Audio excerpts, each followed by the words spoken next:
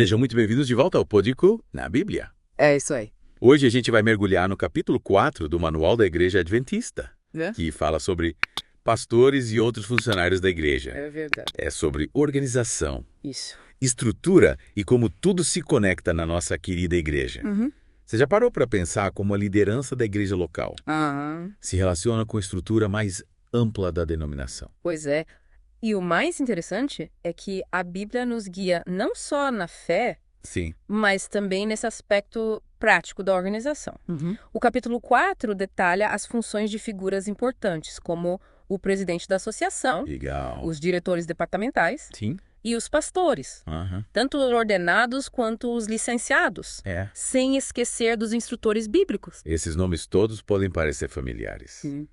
Mas você sabia que o manual deixa bem claro que quem supervisiona todos esses funcionários é a associação, Isso. representada pelo presidente em conjunto com o conselho. Exato. Isso significa que a associação tem um papel central na condução da obra, garantindo unidade Sim. e alinhamento em todas as igrejas. Exatamente.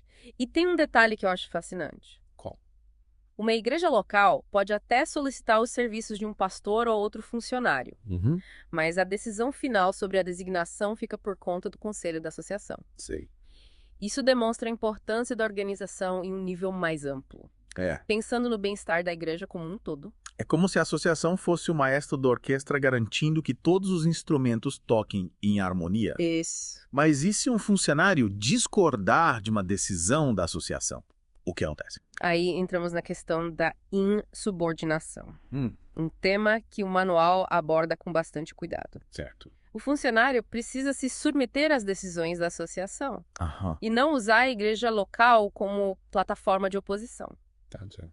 A unidade da igreja guiada pelos princípios bíblicos precisa ser preservada. Entendi. A ideia é evitar que as igrejas locais se tornem ilhas isoladas, Isso. cada uma com suas próprias regras e interpretações. Exato. Mas e se a igreja local apoiar a recusa do funcionário em cooperar? Nesse caso, o manual deixa claro Sim. que a própria igreja local pode estar sujeita à disciplina da associação. Nossa. É uma medida drástica, É. mas que visa proteger a unidade e integridade da igreja como um todo. Falando em figuras de autoridade, o manual dedica um bom espaço para falar do presidente da associação. Isso. Qual é o papel dele? É É como se fosse o CEO da associação. uma boa analogia. Legal. O presidente atua como líder espiritual e administrativo da associação, supervisionando pastores Sim. e outros obreiros. Certo. Ele precisa ter uma visão abrangente da obra, Certo. além de um profundo compromisso com a missão da igreja. E como ele consegue dar conta de tudo isso? Afinal, são muitas igrejas, muitos pastores, Sim. muitos desafios. Para auxiliar o presidente nessa grande tarefa. O manual descreve o papel dos diretores departamentais da associação. Eles são responsáveis por áreas específicas da obra, Sim. como educação, saúde, jovens e outras. Entendi. É como se fossem os gerentes de cada área, trabalhando em conjunto com o presidente Certo. e com os líderes locais para que a missão da igreja avance em todas as frentes. É uma estrutura complexa, mas que faz todo sentido quando pensamos na dimensão da igreja adventista Isso e na diversidade de seus ministérios. é verdade. E dentro dessa estrutura, como se encaixam os pastores? O manual distingue dois tipos de pastores. Ah, Os ordenados e os licenciados. Certo. Os pastores ordenados se dedicam integralmente ao ministério, sim. assumindo responsabilidades como a pregação, o ensino, a administração dos sacramentos, Sim. o aconselhamento e a liderança da igreja local. Ou seja, é um trabalho que exige dedicação total. Né? Exatamente. Certo. E os pastores licenciados? Sim. Qual a diferença? Os pastores licenciados exercem o ministério sob a supervisão de um pastor ordenado, com responsabilidades mais específicas. É uma forma de preparar novos líderes para um ministério integral, garantindo que a igreja local tenha sempre pastores capacitados Sim. e comprometidos com a missão. Interessante.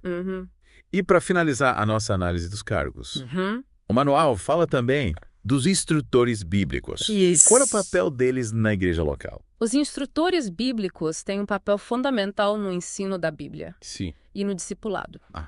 trabalhando em colaboração com os pastores para fortalecer a fé dos membros. Eles se dedicam ao estudo da palavra, certo, à preparação de estudos bíblicos e ao acompanhamento individualizado dos membros, ajudando-os a crescerem na graça e no conhecimento. Que é legal. É como se eles fossem personal trainers da fé. É uma boa analogia. Ajudando cada membro a alcançar seu pleno potencial espiritual. Exatamente.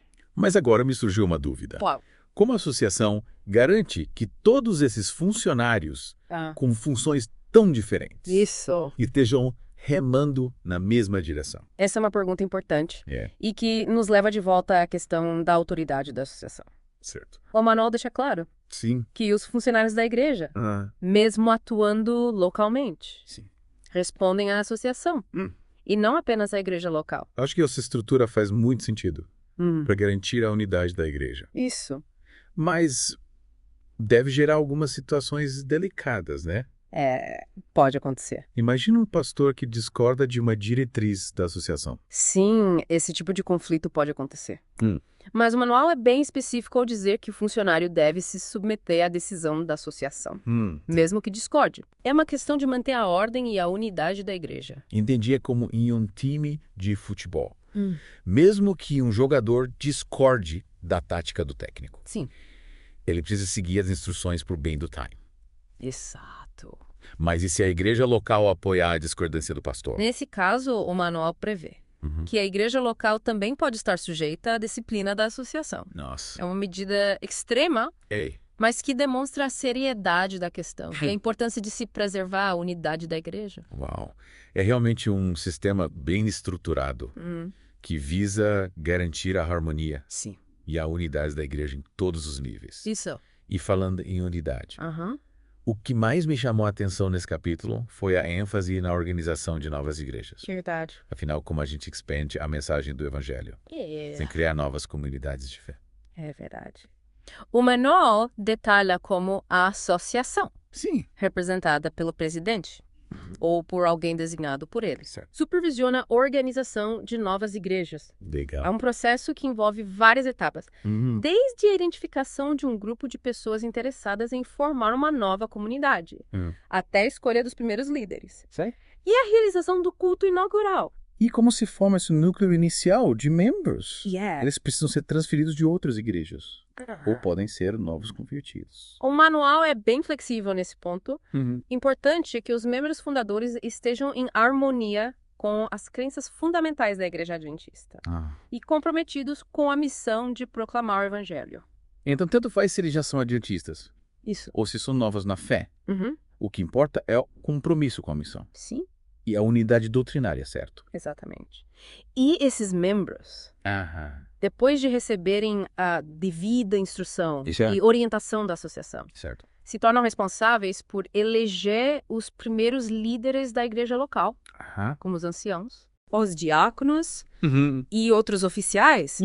É um momento crucial na vida de uma nova congregação, que já nasce com a estrutura e a organização necessárias para seu desenvolvimento. E esses líderes, por sua vez, serão responsáveis por conduzir a nova igreja em seus primeiros passos, cuidando da administração, do ensino e do evangelismo. Exato. É como um bebê que acabou de nascer. Uma boa analogia. E precisa de todo o cuidado e atenção para crescer forte e saudável. Que bela analogia. E o manual ainda enfatiza a importância de se manterem registros precisos de todos os procedimentos relacionados à organização da nova igreja. Isso. Garantindo a transparência e a legalidade do processo. Exato. É como se a gente estivesse criando certidão de nascimento da nova igreja, documentando cada etapa do seu surgimento. Verdade. Falando em nascimento. Sim. O capítulo 4 também aborda o crescimento de um discípulo, não é? Afinal, de que adianta ter uma igreja organizada? Verdade. Se os membros não estiverem crescendo na fé. Verdade. O crescimento espiritual é fundamental para a saúde da igreja. E o manual dedica um bom espaço para falar sobre o discipulado. Sim. É um processo contínuo que começa com o batismo, mas que não termina ali. Certo. O discípulo precisa se alimentar da palavra, da oração, do serviço ao próximo e do testemunho, certo, para que sua fé se fortaleça. Sim. E ele possa frutificar. E quais são os elementos essenciais para que um discípulo cresça e amadureça na fé? O manual dá alguma dica? O manual lista alguns elementos importantes, como a adoração regular, a devoção pessoal, o estudo da Bíblia, a participação na comunhão e o envolvimento na missão. Legal. Quando o discípulo cultiva esses hábitos, ele se torna mais forte na fé, mais parecido com Cristo e mais preparado para enfrentar os desafios da vida. E o manual ainda destaca que a graça de Jesus Cristo que nos salva e nos transforma não é barata. Custou-lhe a vida. Exatamente. Ou seja, ser discípulo de Jesus também tem um custo. Sim. Um preço a pagar. Exatamente. O discipulado exige renúncia, sacrifício e compromisso. Precisamos negar a nós mesmos, tomar nossa cruz e seguir a Jesus. Isso. Mesmo quando o caminho for difícil. É verdade. Mas a recompensa é eterna. Sim. A vida em abundância aqui. E a glória celestial no porvir. Que mensagem poderosa. E o manual ainda nos incentiva a crescer no caráter. Sim. A semelhança de Cristo. Durante as rotinas da vida cotidiana. Através do estudo diário da Bíblia. Da oração. Do serviço. E da missão. Isso. É como se a santificação fosse um exercício diário. Que precisa ser praticado com disciplina e perseverança. É uma ótima comparação. Legal. Assim como um atleta precisa treinar todos os dias para alcançar o seu máximo potencial, o cristão precisa se exercitar na fé. Isso. Para crescer em santidade e se tornar mais parecido com Cristo. Legal. E o manual nos dá o roteiro. O mapa para essa jornada de transformação. E falando em mapa, o capítulo 4 ainda nos guia pelos caminhos que levam ao batismo, não é? Isso. Afinal, o batismo é o ponto de partida para a vida cristã. Mas como saber se um candidato está realmente pronto para dar esse passo tão importante? O manual é bem claro. O candidato precisa receber instrução cuidadosa sobre as escrituras e as doutrinas da igreja, demonstrando compreensão e aceitação dos princípios bíblicos. E não basta apenas um conhecimento teórico. É preciso haver evidência de transformação de vida e de um compromisso sincero com Cristo. E como a igreja avalia se o candidato está realmente pronto? Tem algum tipo de teste de prova? O manual fala da necessidade de um exame público, onde a igreja pode questionar o candidato sobre sua fé e seu compromisso com Cristo. Entendi. É um momento importante para que a igreja se certifique de que o candidato compreende o significado do batismo e está pronto para assumir os compromissos da vida cristã. E quais são esses compromissos? O manual fala sobre isso. Sim. O manual apresenta o voto e compromisso batismal com perguntas específicas que os candidatos devem responder. Afirmando sua fé em Deus e a aceitação das doutrinas da igreja. Entendi. É um momento solene, onde o candidato declara publicamente sua decisão de seguir a Jesus e de viver de acordo com seus ensinamentos. E depois do batismo, o que acontece? O manual fala sobre recepção de novos membros. Com certeza. Legal. O manual dedica um espaço para falar sobre a recepção de membros vindos de outras denominações cristãs e daqueles que fazem profissão de fé. A igreja deve acolher com amor e fraternidade todos os que decidem se unir à comunidade de fé. Legal. Independentemente de sua origem denominacional. É como se a igreja fosse uma grande família. Isso. Que está sempre de braços abertos para receber novos membros. Verdade. E falando em família, o capítulo 4 também aborda a questão da transferência de membros, né? Isso. Afinal, as pessoas se mudam, as famílias se mudam. Sim. E é preciso garantir que os membros continuem a ter uma igreja local para congregar e servir. Exatamente. O manual detalha o processo de transferência de membros entre igrejas, garantindo que os membros que se mudam continuem a ter uma comunidade de fé para se integrar e para exercer seus dons e talentos. Legal. É como se a igreja fosse uma rede de apoio. Sim. Que acompanha o membro em todas as etapas de sua vida. Onde quer que ele esteja. Que legal. É como se a igreja fosse um organismo vivo que se adapta às mudanças da vida. Sim. Mas que nunca deixa de cuidar de seus membros. Exato. Mas e quando um membro se desvia do caminho, comete um erro grave? O que acontece? Aí entramos em um tema delicado, mas necessário. Sim. A disciplina. Certo. O capítulo 4, embora não se aprofunde no tema, menciona a disciplina como um processo importante para a restauração de membros que tenham se desviado dos caminhos do Senhor. Mas a disciplina não é algo negativo ou punitivo? Não necessariamente. A disciplina, quando aplicada com amor e sabedoria, Sim. visa a restauração do membro, o seu retorno à comunhão com Deus e com a igreja. Entendi. É como um médico que aplica um remédio amargo para curar uma doença. Entendi. A disciplina, na verdade, é uma demonstração de amor. Isso. E cuidado da igreja para com o membro que errou. Exatamente. Mas como esse processo funciona? O manual dá alguma dica? O capítulo 4 não entra em detalhes sobre o processo disciplinar. Mas o manual, como um todo, dedica um capítulo inteiro a esse tema. Sei. Em linhas gerais, Sim. o processo começa com uma admoestação individual e privada e pode culminar em casos extremos na exclusão do membro da comunhão da igreja. Que processo delicado. E como saber se a disciplina está sendo aplicada corretamente, com justiça e misericórdia? O manual fornece princípios e diretrizes para que a disciplina seja aplicada de forma justa, imparcial. Sim. E com o objetivo de restaurar o membro à comunhão. Certo. É um tema complexo. Sim. Que exige muita sabedoria e sensibilidade por parte dos líderes da igreja. E falando em líderes, acho que já exploramos bastante a primeira parte do capítulo 4. Isso. Que tal fazemos uma pausa para respirar? E na próxima parte do nosso mergulho, nos aprofundarmos nos detalhes dos diversos cargos e responsabilidades dentro da igreja local. Ótima ideia. Tenho certeza que teremos muito o que aprender sobre a organização da igreja local. E o papel de cada membro na missão de proclamar o evangelho. Com certeza. É verdade. Pois bem, chegamos à parte mais detalhada do nosso mergulho. Os cargos e responsabilidades dentro da igreja local. E já adianto que o manual não deixa nada solto, descrevendo as funções de cada um com bastante precisão. É verdade. E a gente começa com os oficiais da igreja. Isso. Aqueles que assumem responsabilidades específicas na liderança da comunidade local. Mas me diz uma coisa. Sim. O manual fala sobre quais características um oficial da igreja precisa ter. Sim. Afinal, não é qualquer um que pode assumir essa responsabilidade, certo? Com certeza. O manual é bem claro ao listar algumas qualificações gerais para os oficiais da igreja. Sim. A primeira delas é aptidão moral e religiosa. Ou seja, o oficial precisa ser alguém que vive de acordo com os princípios bíblicos. Certo. E tem um testemunho exemplar. Sim. Dentro e fora da igreja. Faz sentido.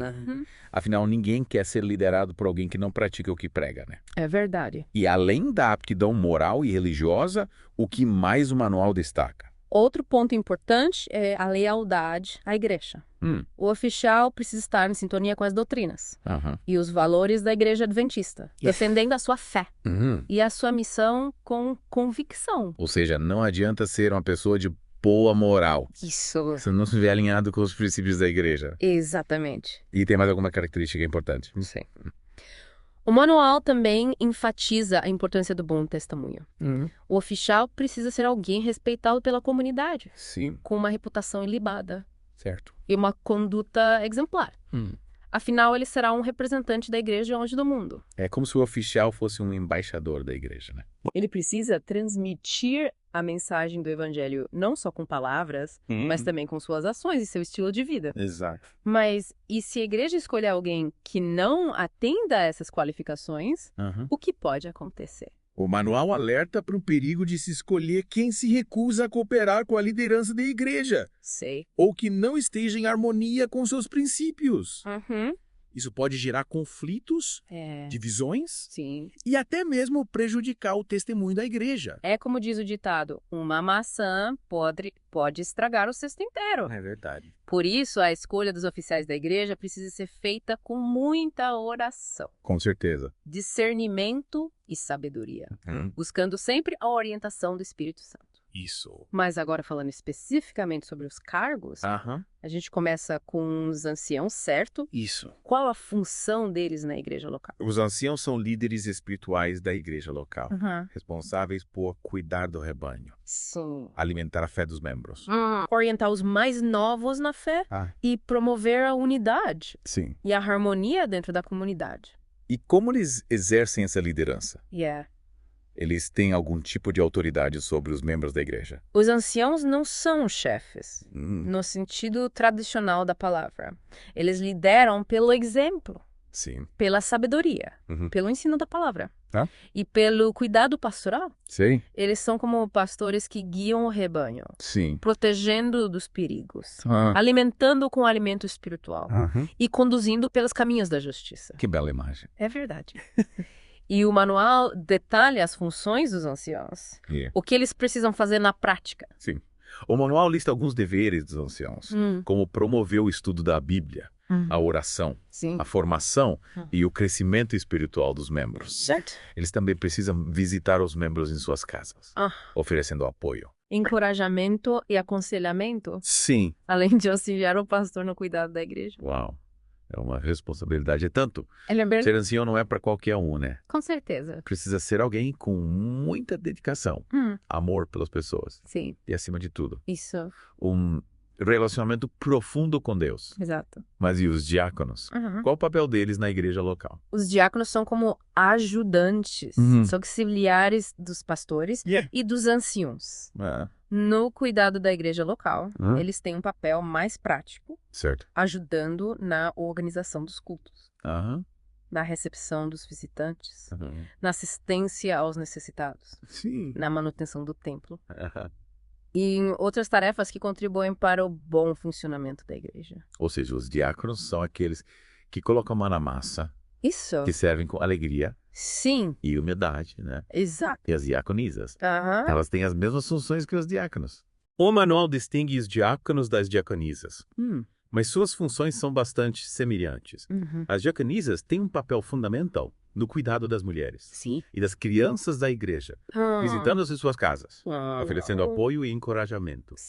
Além de auxiliar nas atividades da igreja que envolvam as mulheres e as crianças. É como se as diaconisas fossem o braço maternal da igreja. Isso. Cuidando com carinho e atenção das mulheres, das crianças e das famílias. Exatamente. E além dos anciãos, dos diáconos e das diaconisas. O manual fala de outros cargos importantes na igreja local, né? Sim. O manual descreve as funções do secretário da igreja, do tesoureiro e de outros oficiais. Certo. Que contribuem para a organização e a administração da igreja local. E qual o papel do secretário? Ele é o responsável por organizar as festas da igreja. Que nada! O secretário tem um papel fundamental na organização dos registros da igreja. Ele é o responsável por redigir as atas das reuniões, manter a lista de membros atualizada, registrar batismos, casamentos, óbitos e outros eventos importantes na vida da igreja. Ou seja, o secretário é o guardião da memória da igreja, né? Ele precisa ser organizado, detalhista e cuidadoso. Isso. Para preservar a história da comunidade local. Exato. E o tesoureiro? Sim. Qual é a função dele? O tesoureiro é o responsável pela administração dos recursos financeiros da igreja. Ele recebe os dízimos e as ofertas, efetua os pagamentos da igreja. Certo. E mantém um controle rigoroso das finanças. É uma responsabilidade tanto. É verdade. Afinal, a gente está falando do dinheiro de Deus. Isso. Que precisa ser administrado com muita honestidade, transparência e responsabilidade. E como o manual orienta a igreja nesse sentido? O manual enfatiza a importância da separação dos fundos. Ou seja, os dízimos devem ser enviados integralmente para a associação. Certo. Enquanto as ofertas locais são usadas para as despesas da igreja local. E as ofertas missionárias? Para onde elas vão? As ofertas missionárias são destinadas ao sustento da obra missionária em todo o mundo, apoiando projetos evangelísticos, educacionais, sociais e de saúde em diversos países. É como se cada membro da igreja local participasse da missão global da igreja. Exatamente. Contribuindo para que o evangelho seja pregado a todos os povos, línguas e nações. Isso. E como o manual orienta a igreja a arrecadar os dízimos e as ofertas? Tem alguma regra específica? O manual recomenda que os membros entreguem seus dízimos e ofertas ao tesoureiro da igreja, que emitirá um recibo, comprovando o recebimento. É importante que tudo seja feito de forma organizada e transparente, para que não haja dúvidas ou mal-entendidos. E como a igreja garante? que os recursos financeiros estão sendo usados de forma correta, de acordo com os princípios bíblicos. O manual fala sobre a importância da auditoria. Ou seja, os livros contábeis da igreja devem ser auditados periodicamente por profissionais qualificados, para que se verifique a regularidade das transações e a correta aplicação dos recursos. É como se a igreja fizesse um raio-x das suas finanças, para que tudo esteja às claras e de acordo com a lei. Isso. Mas e se a igreja precisar fazer uma obra? Construir novo templo, por exemplo. Isso. O manual fala sobre isso. Sim. O manual orienta a igreja a evitar dívidas, mas reconhece que, em algumas situações, o endividamento pode ser necessário. Nesses casos, a igreja precisa ter um planejamento financeiro sólido com uma previsão realista das receitas e despesas, para que a dívida não se torne um peso insuportável. E falando em planejamento, acho que já exploramos bastante a questão dos cargos e responsabilidades dentro da igreja local. Está na próxima parte do nosso mergulho. A gente vai fundar nos departamentos da igreja. Isso. E outras organizações que contribuem para o cumprimento da missão. Com certeza. A igreja local é como um corpo, com muitos membros, cada um com sua função específica. E os departamentos são como órgãos vitais, que trabalham em conjunto para que o corpo funcione de forma saudável e eficiente. Com certeza. Pronto para desvendar os departamentos da igreja local. Tô pronto. É fascinante como cada um deles contribui para o crescimento espiritual dos membros e para a expansão do evangelho.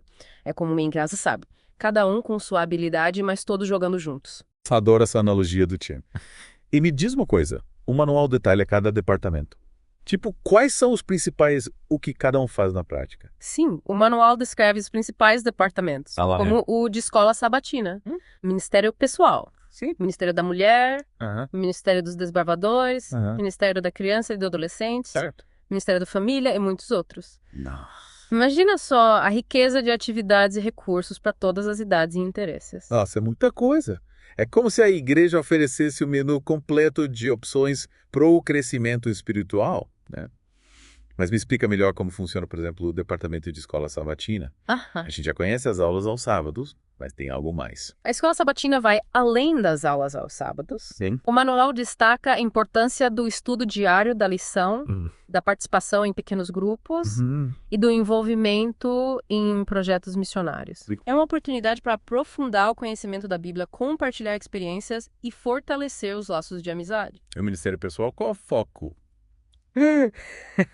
É só para quem quer ser pastor? De jeito nenhum. O ministério pessoal é para todos que desejam compartilhar sua fé e servir ao próximo. O manual incentiva a participação em programas de evangelismo, discipulado, em serviço comunitário. Legal. A ideia é que cada membro se torne um missionário no seu dia a dia, levando o amor de Cristo aonde quer que vá. Que inspirador! E os outros departamentos como se encaixam nessa missão? Cada departamento tem um papel específico, mas todos convergem para o mesmo objetivo. O crescimento espiritual dos membros e a proclamação do evangelho. O Ministério da Mulher, por exemplo, oferece programas de apoio, desenvolvimento e capacitação para as mulheres da igreja, enquanto o Ministério dos Desbravadores e Aventureiros trabalha com a formação de crianças e adolescentes. Legal. Ensinando-lhes valores cristãos e habilidades práticas para a vida. É realmente impressionante como a igreja se organiza para alcançar pessoas de todas as idades e atender às suas diversas necessidades. Mas me diz uma coisa, como a igreja garante que todos esses departamentos trabalhem em harmonia? Sem criar competição ou rivalidade? Essa é uma pergunta importante. E o manual destaca a importância da cooperação entre os departamentos. Certo. A ideia é que todos trabalhem em conjunto de forma integrada para que a igreja seja um corpo unido e forte. É como na orquestra. Isso. Cada instrumento tocando sua parte, mas todos contribuindo para a harmonia da melodia. E como o manual orienta a igreja na escolha dos líderes para cada departamento? O processo de eleição dos líderes é realizado pela igreja local, através de voto secreto. Certo. O manual enfatiza a importância da oração, do discernimento e da sabedoria, na escolha daqueles que irão liderar os diversos departamentos. Ou seja, a comunidade tem a responsabilidade de escolher líderes. Que sejam espiritualmente maduros, comprometidos com a missão e capazes de conduzir os departamentos com eficiência e amor. Mas, me fala uma coisa, O capítulo 4 aborda só os departamentos. Tem mais alguma coisa que a gente precisa saber sobre a organização da igreja local? Sim, o capítulo 4 ainda menciona outras organizações que, embora não sejam departamentos propriamente ditos, desempenham um papel importante na vida da igreja. Certo. Por exemplo, o manual fala sobre as sociedades e os grupos pequenos, que oferecem oportunidades para o estudo da Bíblia. Legal. A comunhão fraternal. Sim. E o desenvolvimento espiritual. É como se a igreja oferecesse um leque de opções para que cada membro encontre o seu lugar. Isso. Possa crescer na fé e servir ao próximo. Mas me surgiu uma dúvida. Como essas organizações se relacionam com a estrutura administrativa da igreja local? Elas têm autonomia para tomar decisões. O manual deixa claro que todas as organizações da igreja local estão sujeitas à autoridade da igreja. E devem atuar em harmonia com seus princípios e diretrizes. Certo. A ideia é que a igreja seja um corpo unido, onde todos os membros trabalhem em conjunto para o cumprimento da missão. E com isso, chegamos ao fim do nosso mergulho no capítulo 4 do Manual da Igreja Adventista. Ufa!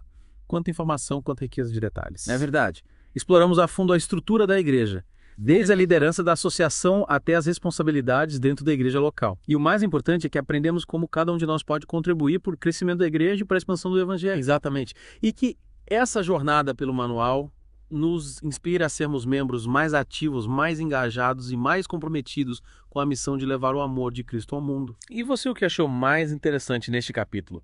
Fique ligado para mais deep dives do Pode Crer na Bíblia. Até a próxima. E lembre-se, o Manual da Igreja, como vimos, detalha as funções de diversos líderes e departamentos.